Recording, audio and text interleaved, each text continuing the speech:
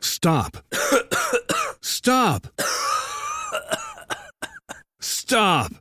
Had enough? Kick out mucus and quiet the cough with Mucinex 12-Hour DM for long-lasting cough and chest congestion relief. Buy Mucinex 12-Hour DM at your local retailer. Use as directed.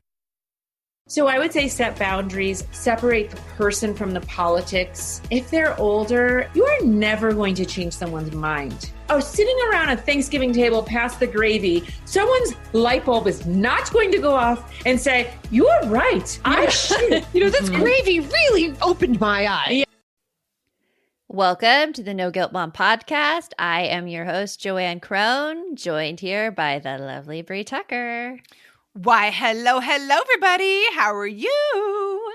And happy Thanksgiving, because Yes. this episode is airing on Thanksgiving here in the U.S., and we are bringing you back an episode that we think is very relevant for this Thanksgiving season.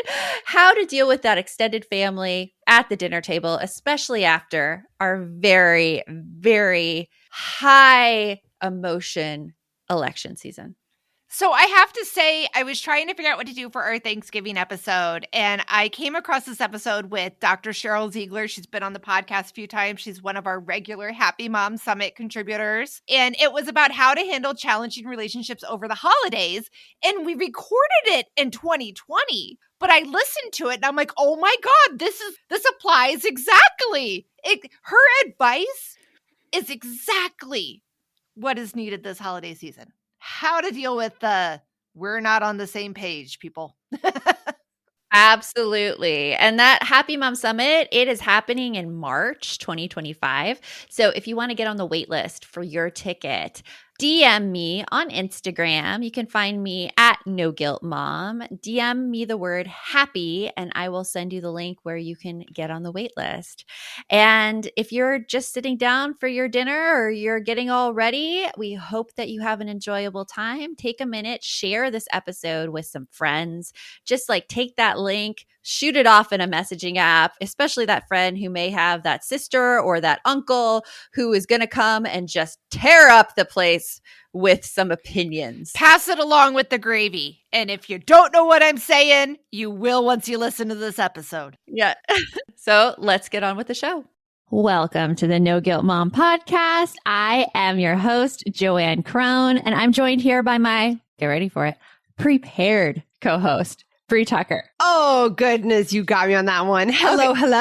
Okay, so I chose prepared because you've mapped out our entire time today, because we're actually trying to turn around this podcast episode very, very quickly. We just got off the call with Dr. Sheryl Ziegler, and now we're trying to get this out for you to air when you're listening to it, which is just a few days later. Honestly. Later, hopefully. Yeah. And that's a lot. It's a lot to turn around a podcast that quickly. It's a lot to turn around a podcast. If you don't know the whole podcast process, we do our interview usually if we have a guest. And then we do our intros and outros probably a week or two later. We try to make those really close to the actual air date. Because we learned our lesson when we tried to do them really far out. And then an episode aired and I'm like, ooh, yeah. Current events made that kind of sound weird. Yeah. So, yeah. And then we send it out to editors and they edit it and they send it back to us. And it's a process. And then there's the artwork too that's involved in this. And then the artwork and show notes and writing it up and each episode. Yep. So she's the prepared producer. Brie produces our podcast. She takes it from start to finish. So yay for Brie! Oh, thank you. I do worry about my preparedness, but I'm getting much better. Yeah, so I think you're awesome. I'm getting much better. Thank you. Thank you so much. So today's podcast, we have our first returning guest. We do. Oh my goodness. I was so excited that she said okay to coming back. For those who have not already known, Dr. Sheryl Ziegler has written an amazing book, Mommy Burnout, which is 10? It is episode 10. It is also one of, we'll just say it is the most popular episode of the No Guilt Mom podcast so far. Yes. So if you have not gone and listened to episode 10, do that. Yes. Do that. Yes, it was a great, great episode. And so we were so excited when we were, kicking around the idea for this episode.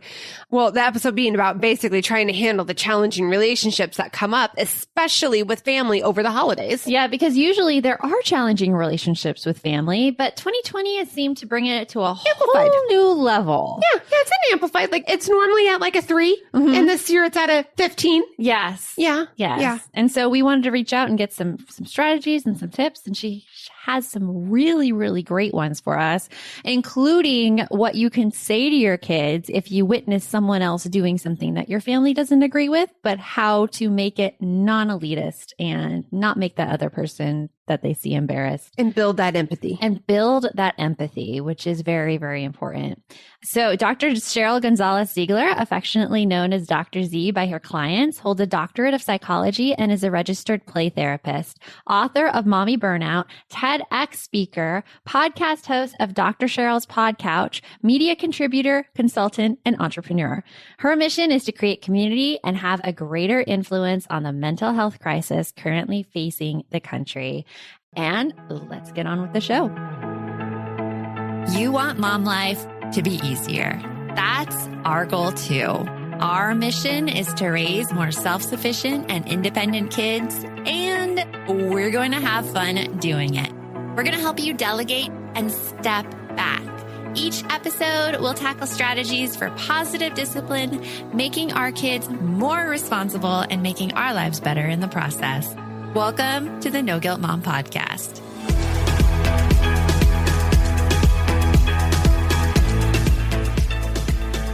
Welcome to the podcast. We are so happy to have you with us again. Thank you. I'm so happy to be a repeat. Oh my gosh. So I have to tell you though, your episode on Mommy Burnout is our highest downloaded episode so far. Oh, yay! Like Thank it you. is episode 10. It is a need that a lot of moms really need to hear about. And yeah, it's our most popular. So we're well, that makes me feel good. Thank you. Yeah. So we really wanted to have you back on today to talk about these really tricky family relationships and the scenarios that all of us are going into coming into the holidays.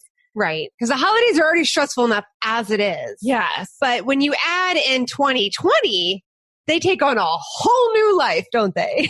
Oh, yes, they do. And everybody's Thanksgiving Day table is going to look, I think, really different this year. Right. Mm-hmm. Right. So in some cases, it might just be your nuclear family. In some cases, you might have, 2 members, maybe your parents or something, but the crowd isn't going to be as big, which on the one hand could be good, but on the other hand could be more intimate and a little bit more intense with the conversation that is happening. Right. Definitely. Especially if you are on 2 sides of a different issue, especially with all the politics that happened recently and the thoughts on mask wearing and COVID. There is a lot of conflict potential around Thanksgiving this year. And I know like Bree and I have talked in our separate families about like our holiday plans. Like I'm going away, just my family, just my nuclear family. And then Bree has like, okay, so we're in Arizona. And we're having an outdoor Thanksgiving. But on top of that, we're all sitting at different tables. So, because it's myself and my 2 sisters, my parents. So, like one family will be at this one table with their masks on, and 6 feet away will be another family at a table with their masks on. At least that's as of right now. This is all open to be changing in the next 4 days because it's taken me a lot just to get to this point where I'm like, okay, fine, I'll do it if we do it this way. mm-hmm. Yes. And isn't that funny? I had a friend recently say to me, she was really upset. Like she normally hosts the big Thanksgiving. She's like, I'm not doing it this year. No one's coming. And I just naturally said, well, why don't you think about doing it outside? No. I am not going through all that trouble and who knows what's going to happen. I'm like, okay. So it's just like, I will tell you, just Thanksgiving is a hot topic. I know, right? Everything's a hot topic. Yes. Yeah. It feels like everything is so all this or all that right now. And I just want to not feel so intense about everything every 5 seconds. Everything. I know. Right? I totally agree. Well, we can start getting into tips about what to do. Yes, because it's particularly if we're very conflict adverse people, acknowledging that rift between us and certain loved ones is hard. So what do you suggest we do if there is that tension? Yes. So I'm going to talk about this, like, obviously knowing it's 2020, we're in a pandemic, everyone's situations are different. So even if this isn't about your Thanksgiving Day table, at some point in the next few months or so, or minutes, you're going to encounter people feeling differently about a lot of things, whether it's straight up politics, the election, like you said, mask wearing, social injustice, police brutality. There is so much going on. But one of the things that I'll say, I actually can really use a real life situation. My mom just came out to help me because I just had this surgery. And so she came out and she, this year, decided she was going to be a Trump supporter. So I was like, okay. And I'm just putting that out there. I am truly an independent. I have voted Republican and Democrat before. This year I voted Democrat. She voted Republican. So I knew it was coming. And I am not conflict averse, but she is attracted to conflict. She likes it. She loves it, actually. Right. So it's like, if you really want to bring it, I'll give it back to you, but I'm not going to initiate it. Right. I'm not looking for it. So I found myself in about 2 seconds getting all riled up. Right. So then I had to take a step back. It was almost like I was laughing at myself. So I'm like, you do not have yourself under control. I was just like, you voting for him is like, and I like lost my mind. And then I was like, okay, you got to lose your mind for 2 seconds. It was probably like 2 minutes. And then I did a whole, I'm going to the bathroom, and I composed myself and I was like, you know better. I scolded myself. So what I would say to other people is, I'm being honest in that, like, I somehow very quickly got trapped into it myself, where I was like, it was hard because it was during the actual election that she was here. But I knew better, and I should have known to say, hey, like, whether it's Thanksgiving, I know that, there's so much going on. People feel so differently about Thanksgiving, or maybe you're angry at your governor, whatever the situation is. But if we're going to do this, first of all, I don't want to talk about politics, but if we're going to, we're literally putting on like the microwave timer, right? Or get your phone out and put the timer on. Right. And so, like, one of the things I would say is, number one is, because some people feel like if you can't do conflict with your own family, who can you do conflict with? Or what are you modeling to your kids if you can't even do conflict? Right. And so that definitely is a little birdie on my head that's like, I'm not looking for this, but I should model for them that I can engage in difficult conversations. And I have said this to my kids a million times over the last few months. Just because someone has a different viewpoint than me, I might not like their viewpoint, but I still love them. I have said that to my kids many, many times because, in their world, so I'm in Colorado, right? In their world, they look at somebody who voted for Trump as like, what's wrong with them? How could they? Almost how could it be? Like, it's that offensive to them.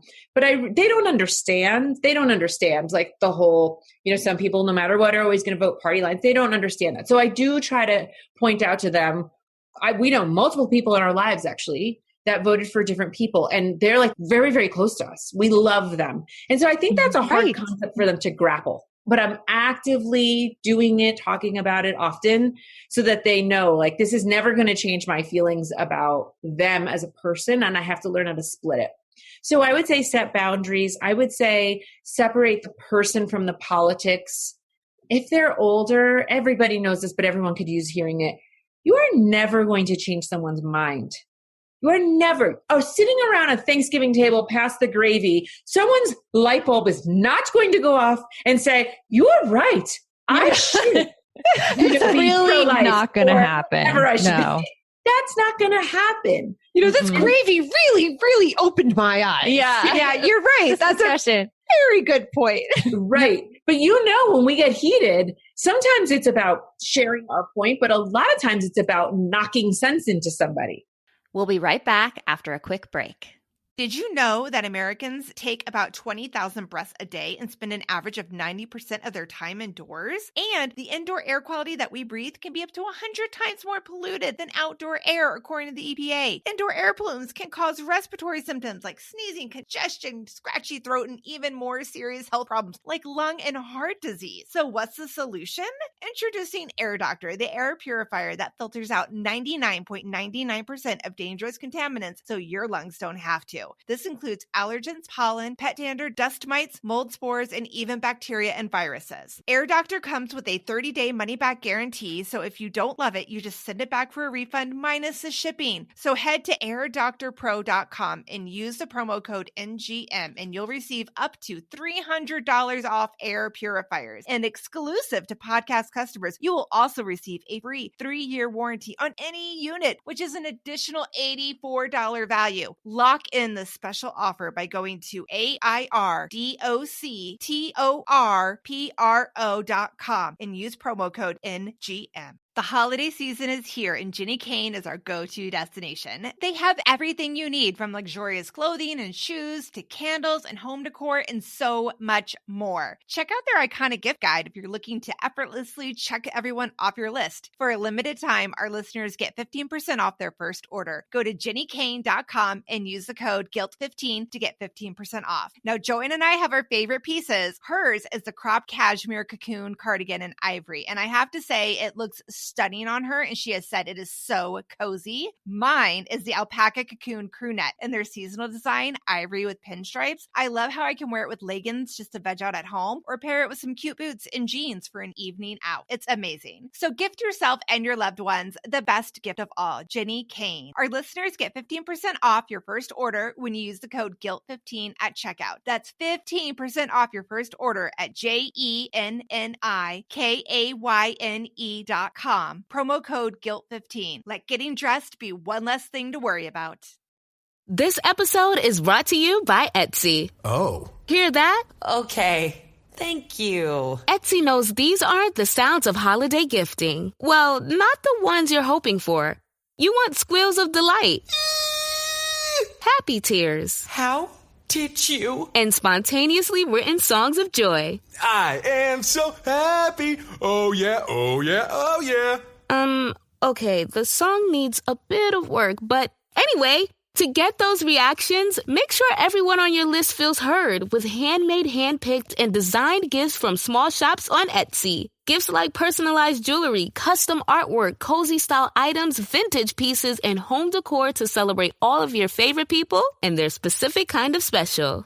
For original gifts that say, I get you, Etsy has it. Sometimes it's about sharing our point, but a lot of times it's about knocking sense into somebody. We're going to knock sense into them. We are not. We are definitely not. Trying to prove that you're right. And you really get into that conflict where, like, if you're trying to prove that you're right, then no one's going to win the discussion because there's no way that someone will come over to your side. So, like, thinking that, like, politics, like, we've been taught not to talk politics. We've been taught not to talk religion at family gatherings. So instead of engaging in that conflict, like, what do you think of just refusing, like putting a blanket refusal on it, especially at like the holidays? Yeah. So I actually really thought about this, like trying to be very realistic. And I think that it is another tip to be proactive and say, like, let's say someone is coming over. I am so happy and grateful that we can sit outside, that we can have Thanksgiving together, that we can be together. There are millions of families who do not get to do this. And please, let's not talk about anything negative. Let's try to make ourselves stay on the positive. Let us totally all be like drinking the Kool-Aid today. We are all in on, we're so grateful for health. We're so grateful for our healthcare. You know, we are so grateful the kids got to do half a soccer season.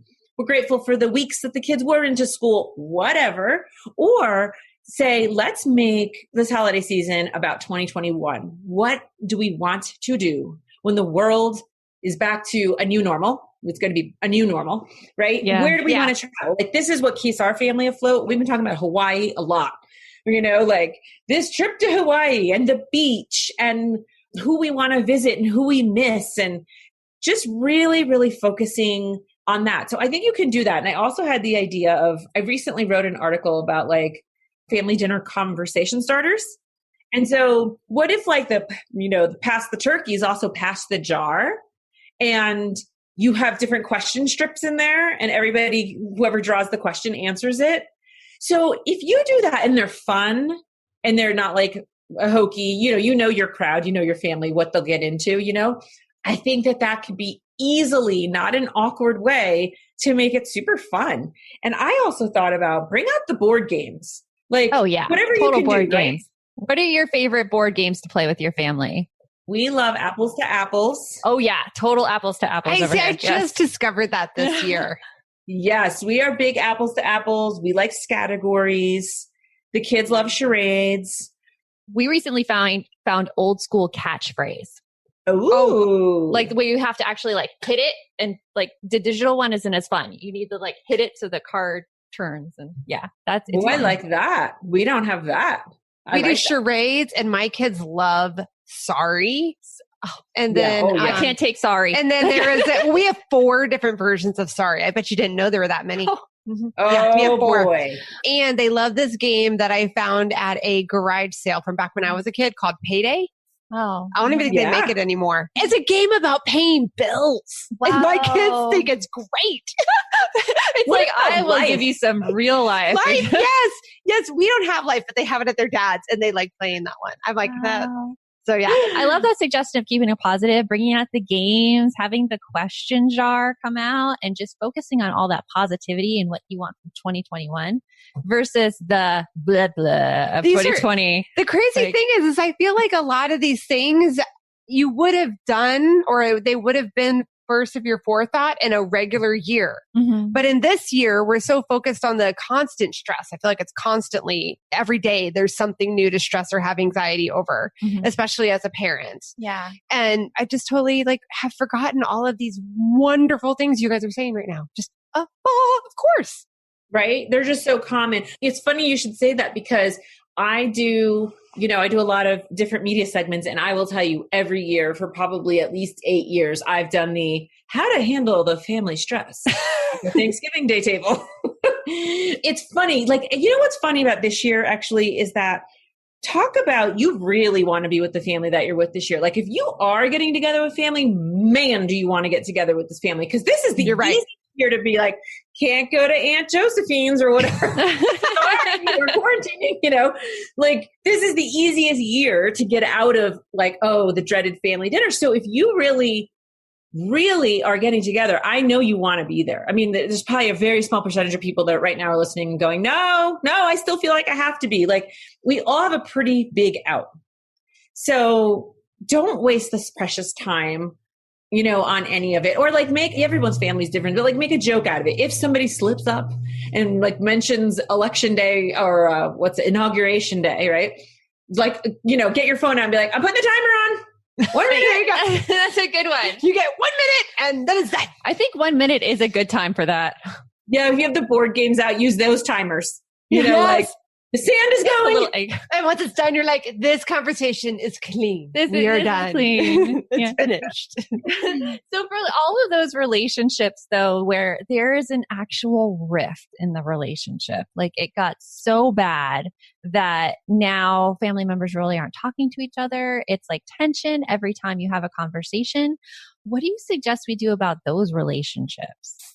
Yeah, I just actually recently had a session with a couple 2 days ago, and they were saying that they're we're really to the point where we're not talking to my parents. They're avoiding our calls, and it's around politics. But I agree, it could be about anything, right? Everyone's got, way before 2020, there was conflict in families. So, I would say, first of all, you have to know, what is it that you want right now? What capacity do you have? Sometimes it's the right time to say, hey, we're going to get together on Wednesday. We haven't really been talking. We've been avoiding each other. Let's talk before Wednesday, right? That's one approach. In some cases that might be appropriate, but I would actually say in this case, the stress is so high right now. It's permeating everywhere. It might just be a little easier to acknowledge the rift. Hey, I know this has been a tough year for us and we're getting together. I just want you to know I'm so thrilled you're coming, and I really hope to be putting our differences aside. They'll get the gist. This isn't a deep conversation. I'm just putting it out there, exposing the elephant a little bit. But then there's some things you can do. I think that sometimes I don't know if you guys have ever experienced it, where there's a rift between two people, but you can leave it and go, you know what? We had a good day today. It didn't come up. the world's problems are not solved between us, but we were fine. And some things that help with that, number one tip would probably be to limit the alcohol that you're serving at your drinking. That's a good idea. That's a really good, again, duh, of course. My goodness. Yeah. Because so let's say, whoever's coming over is the big red wine drinker or whatever. I mean, calculate the bottles. You're like, I'm going to offer like 2 bottles of red and 2 bottles of white. You know what I mean? Whatever. Enough that they can't get plastered. Because truthfully, there is a ton of alcohol drinking that's been happening in 2020.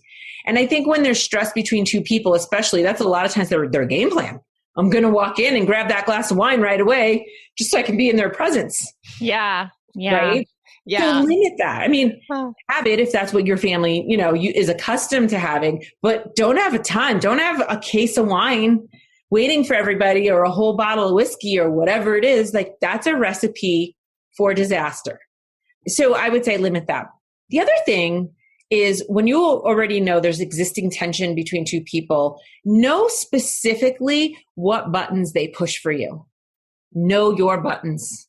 You got to know your buttons, right? And I even slipped up, right? I knew my story, how I opened, that my button with my mom would be that she would have this gloating air about her, that it was like, I voted for Trump, waiting for a reaction from me. And so I knew it was my button. And like I said, I should have been able to manage it better. I didn't, but I did constrain it. But still, I got to know my buttons. There's lots of other buttons that I know I'm aware of.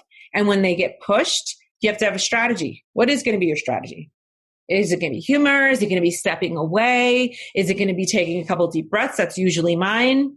Is it going to be make a joke out of it? Like, what are you going to do if your button or buttons are pushed? You got to have a plan. Don't go into this thinking it's just going to work out. Or a lot of people go into these things like, we're just going to get through the day. Like, that's awful. Yeah, you need a plan, definitely. Mm-hmm. What if you're like, because I can so relate to that. I have specific buttons around certain people, and I don't go in with a plan. And usually the buttons that are pushed for me are the same that's pushed for my husband. And so all that happens is awkward silence at the dinner table. And sometimes that's a good plan, because you get the awkward silence and then you're like, okay, next topic. Yeah. Yeah. Well, that could be a plan. I mean, now that you're bringing it to your conscious awareness, you could say, you never thought about it as a plan, but you probably have casually said to your husband, if that topic comes up, I'm just not going to say anything. Yeah. I mean, we have talked about it before, and usually our tactic is just ignore it and move on to the next thing. Totally. So that's a plan. That's what a plan means. It's nothing fancier than that. It's just, what am I going to do when this comes up? Have a safety word between you and and another family member. Okay, when I say bananas, you're going to come in and start talking about, I don't care what, like your favorite movie from the 80s. There was this one movie, Garden State, with Zach Braff and Natalie Portman, and she had the ear tug. When she did the ear tug, that was the sign to get out of there. Like, it's time to get out. And we did that for a little bit. Oh, yeah. I use the kids a lot. I'll be like, if the kids are sitting at a kid table, I'm going to go see if they need any more food. That's a good one. That is a good one. That's a really good one. Mumble technique. Yeah, the mumble, walk away when there's when kids get into a fight. When they're like fighting in front of me, they're like, oh, there's something in the garage. Then I'm not there to like be the audience to their huge fight. We'll be right back after a quick break. Feel your max with Brooks Running and the all-new Ghost Max 2. They're the shoes you deserve, designed to streamline your stride and help protect your body. Treat yourself to feel-good landings on an ultra-high stack of super comfy nitrogen-infused cushion that takes the edge off every step, every day. The Brooks Ghost Max 2. Technically, they're a form of self-care. Brooks, let's run there. Head to brooksrunning.com to learn more. Are you a parent in need of a laugh and a little escape? Look no further. Parenting is a Joke is the podcast you've been waiting for. Hey, I'm Ophira Eisenberg. I'm a stand-up comic and parent. And each week I chat with one of my top comedian pals who, just like you, are juggling careers, busy lives and schedules, and raising a family. You can expect candid stories, hilarious mishaps that happen on stage and at home, and just a lot of laughs. There's no expert advice here. Well, actually, sometimes a good idea does sneak its way in, but mostly just pure, relatable fun to remind you that we're all in this parenting adventure together. New episodes of Parenting is a Joke drop every Tuesday, so tune in, get ready to laugh, unwind, and maybe even feel a little bit better about your own parenting. Because sometimes that's exactly what your therapist, pediatrician, and bartender ordered. Subscribe now on your favorite podcast platform. Lynn, this time of year, parenting can be such a flusterclux. You've come to the right place. I'm Lynn Lyons, and I've been treating anxious families for over 30 years. I'm Lynn's sister-in-law and co-host Robin Hudson. Join us for Flusterclux, a podcast for parents who worry. Wait, that's everybody. Yeah, these last few years have felt like one long anxiety attack for so many. Why do you think parents are always surprised that a podcast about anxiety relates to them, even if no one in their house has an anxiety disorder? Well, worry is human. Everyone does it. And anxiety shows up when we face uncertainty. All the parenting tips you've taught me have been essential. I love to break it down into skills we need to manage worry in our families. We've covered so many topics: depression, burnout, meltdowns, perfectionism. Don't forget scary mothers-in-law. Right, but of course that's not my mother-in-law. Because that's my mother. And a listener. As a psychotherapist, I like to teach parents and kids how to respond to everyday moments in healthy ways. Managing anxiety really can be taught. It really can. And I'll even tell you what to say. We talk about serious stuff, but without being too serious. Anxiety wants everything serious. Anxiety doesn't stand a chance when we're laughing, even about the tough stuff.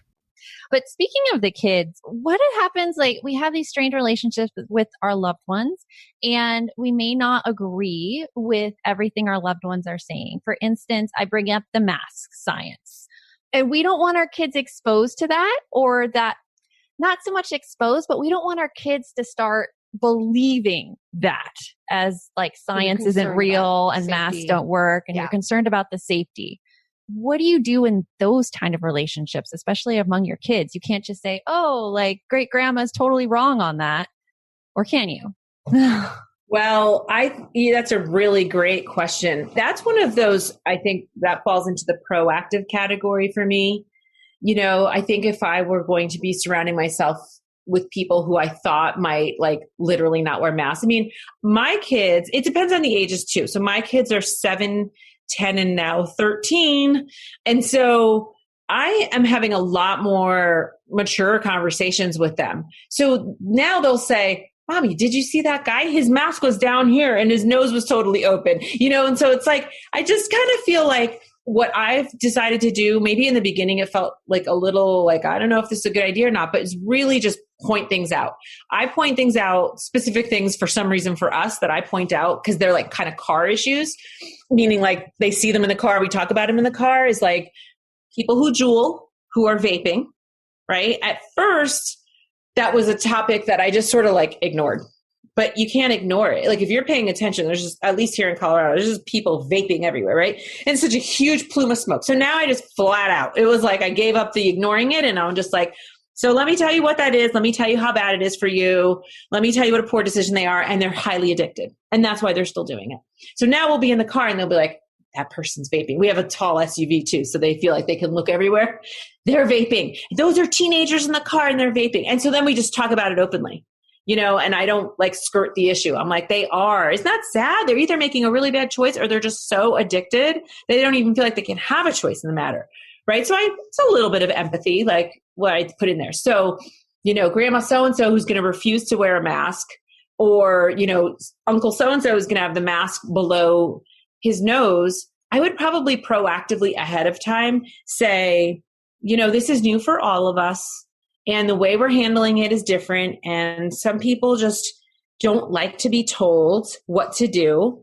But in our family, I'm okay being told what to do. I'm okay listening to Dr. Fauci, or okay listening to your pediatrician who says, that we need to wear a mask. And if you want to take a break from the mask, just go outside and take a break from it. So I wouldn't necessarily pick on anybody in particular. I would just make it a proactive conversation and say, which I always go back to, you cannot control other people. You can only control yourself.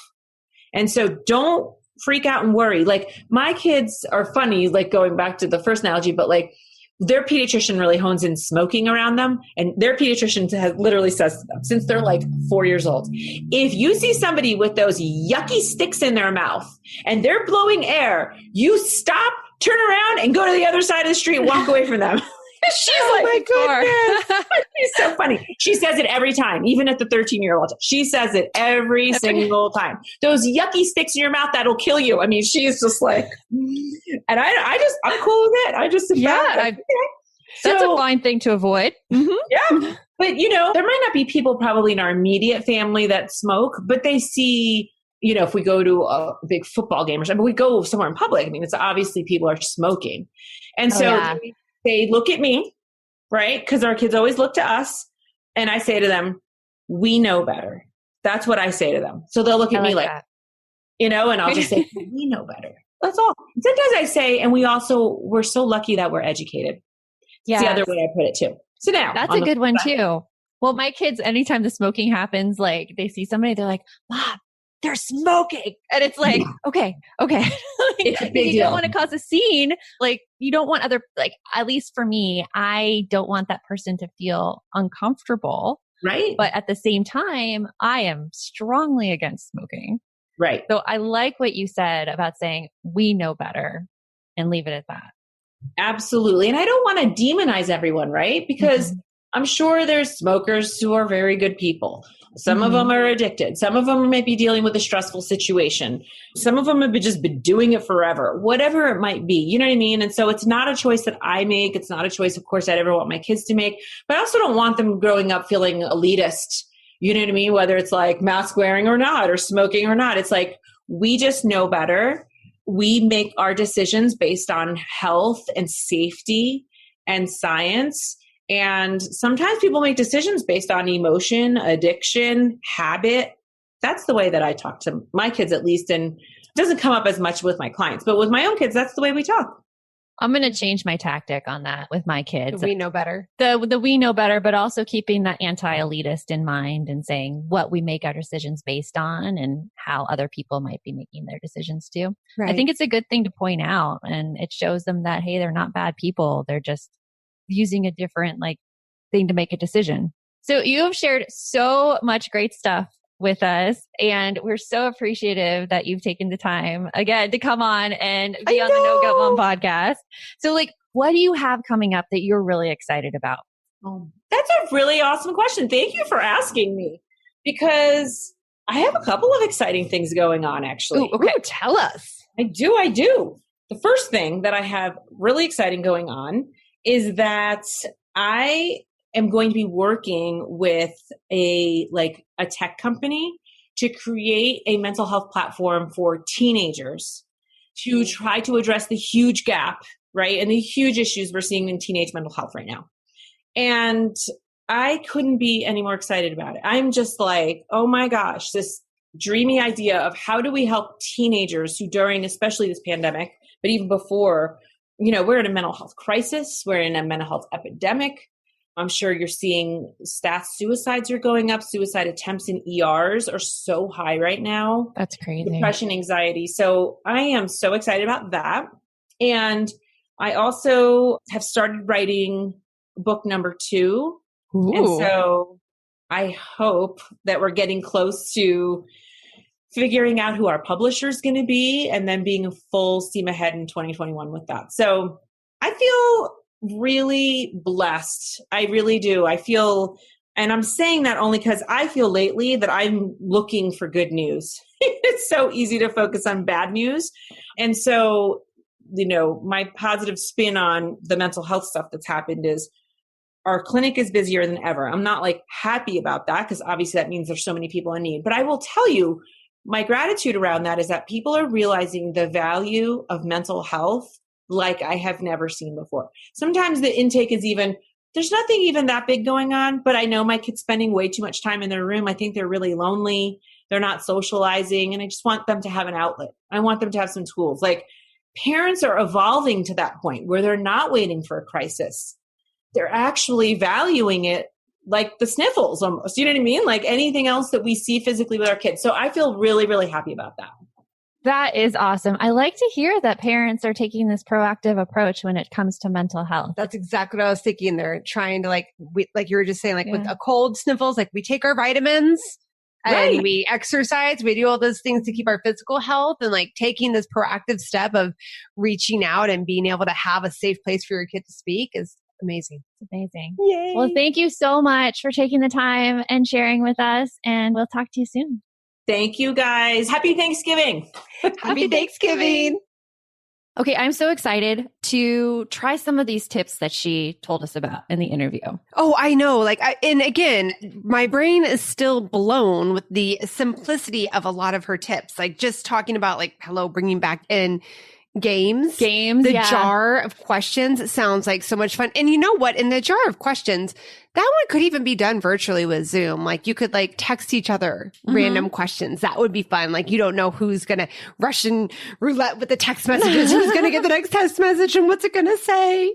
Totally. Well, and something that you mentioned is that kind of thing would be top of mind normal Thanksgivings. Right. And then this Thanksgiving, I feel like our brains are so clouded with stress, especially if we have complicated relationships within our own families, that we're just trying to figure out how to make it through rather than trying to figure out how to make it as fun as possible. Right.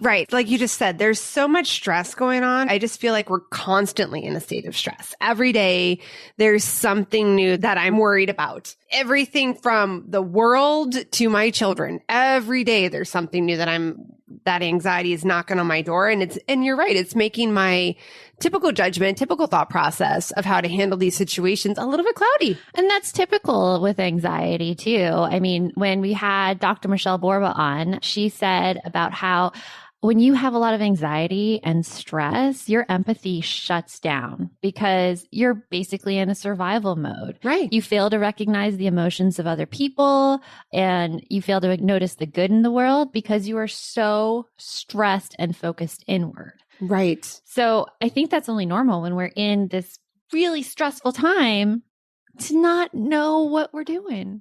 Right. No, 100%. So I definitely feel a lot more ready for the upcoming holidays. Yes, me too. And I am so excited for some of Dr. Ziegler's new stuff that she has going on. Oh, yeah. Can't wait for the book yes. and the app. It sounds so awesome. It does sound awesome. Well, if you enjoyed this episode, hey, could you hit subscribe? And you'll get episodes like this delivered right to you as soon as they come out every Tuesday and Thursday. And if you have just a minute, if you could give us a review. Yes, if you enjoyed it, we would love to hear about it, either by stars or by you writing a couple lines about what you think. Yes, because when you give your review, that tells the Apple iTunes gods to show this podcast and share it with more people. And we would love to get it into as many mamas' hands as possible. So if you enjoyed it, we would love to hear your review.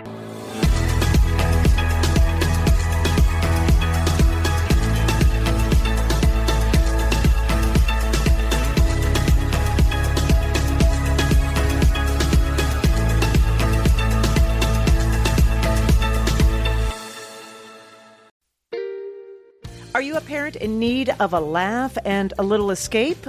Look no further. Parenting is a Joke is the podcast you've been waiting for. Hey, I'm Ophira Eisenberg. I'm a stand-up comic and parent. And each week I chat with one of my top comedian pals who, just like you, are juggling careers, busy lives and schedules, and raising a family. You can expect candid stories, hilarious mishaps that happen on stage and at home, and just a lot of laughs. There's no expert advice here. Well, actually, sometimes a good idea does sneak its way in, but mostly just pure, relatable fun to remind you that we're all in this parenting adventure together. New episodes of Parenting is a Joke drop every Tuesday, so tune in, get ready to laugh, unwind, and maybe even feel a little bit better about your own parenting. Because sometimes that's exactly what your therapist, pediatrician, and bartender ordered. Subscribe now on your favorite podcast platform.